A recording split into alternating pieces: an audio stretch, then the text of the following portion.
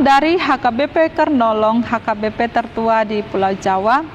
Bapak, Ibu, Saudara yang terkasih, sebelum kita memasuki peraduan malam, marilah kita mendengar firman Tuhan, kita berdoa. Tuhan yang kami puji dan kami sembah dalam nama anak-Mu Yesus Kristus, kami bersyukur Engkau menyertai, membimbing, menuntun, menjaga hidup kami hingga pada saat ini. Malam ini Tuhan, kami mau mendengarkan firman-Mu. Ajarlah kami untuk mengerti kehendak firman-Mu. Dalam nama Tuhan Yesus kami berdoa. Amin. Firman Tuhan yang menjadi renungan bagi kita yaitu dari Mazmur 34 ayat 19 hingga ayat 23. Ayat pembimbing renungan ayat 19, begini firman Tuhan.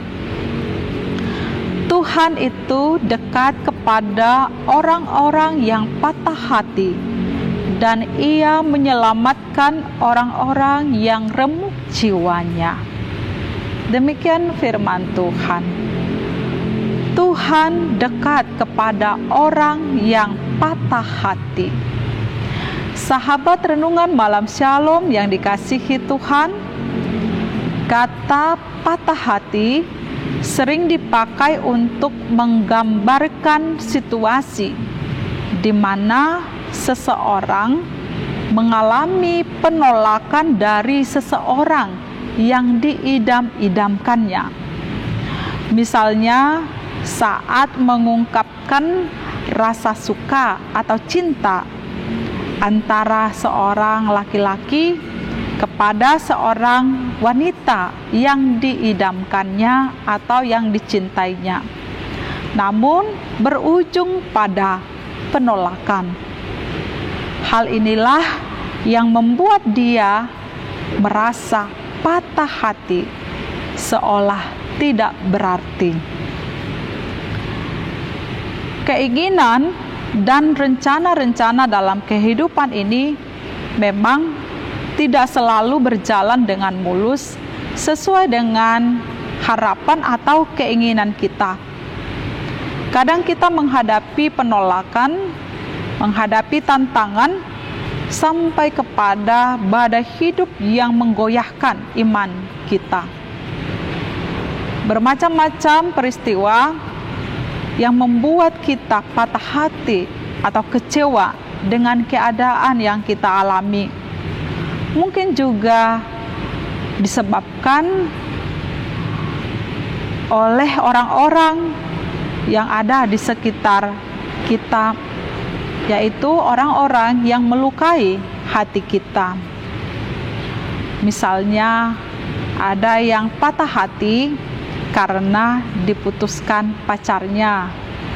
Ada yang patah hati atau kecewa dengan pasangannya, kecewa dengan anak-anaknya, atau merasa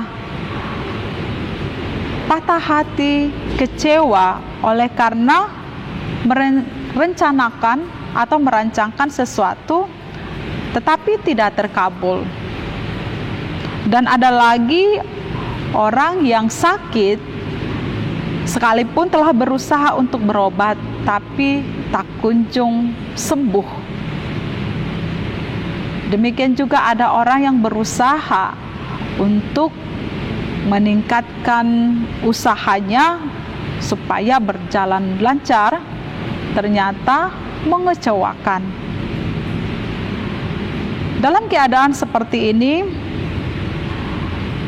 rasa semangat dalam hidup semakin lama akan semakin hilang, bahkan sukacita pun semakin hilang.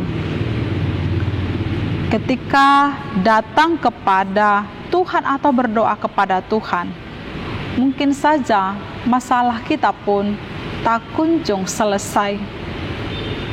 Apakah kita juga menjadi patah hati atau kecewa sebab Tuhan tidak bertindak untuk menolong kita dalam menghadapi masalah kita?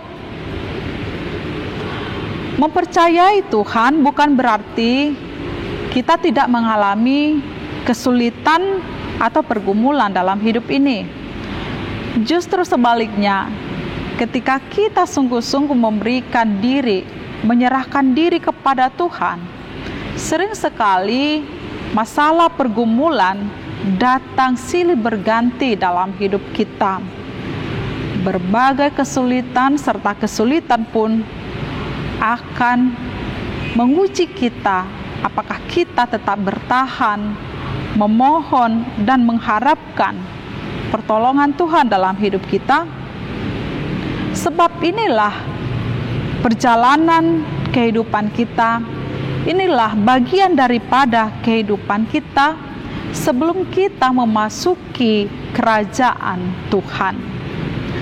Namun ketika kita dapat melewati kesukaran dan penderitaan serta sesuatu yang membuat kita merasa putus asa, kecewa, patah hati, di sanalah kita semakin diuji apakah kita berpegang teguh pada kuasa dan pertolongan Tuhan.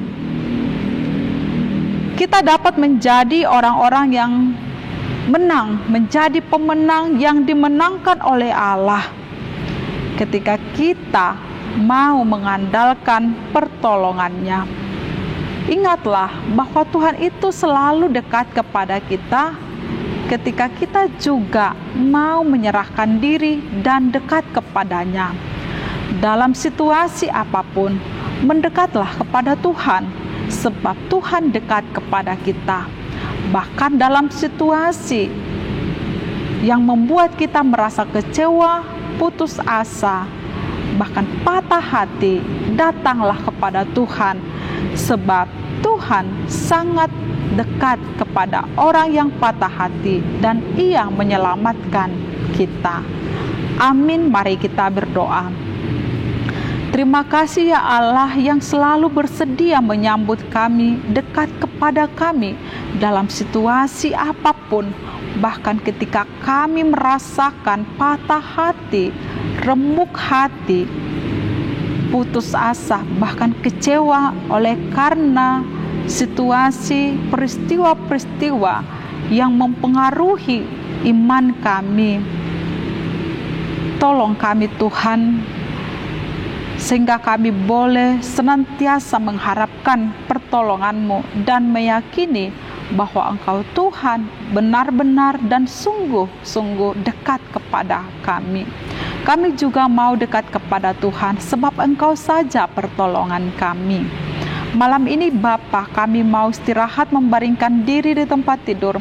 Berkatilah kami dan pulihkan kekuatan kami hingga esok pagi bangunkan kami sehingga kami boleh melanjutkan aktivitas seturut dengan kehendak-Mu. Bapa di sorga, kami mau serahkan hidup kami hanya ke dalam tangan pengasihan-Mu. Dalam Kristus Yesus kami berdoa. Anugerah Tuhan Yesus Kristus, kasih setia Allah Bapa, dan persekutuan dengan Roh Kudus menyertai kita sekarang sampai selama-lamanya. Amin.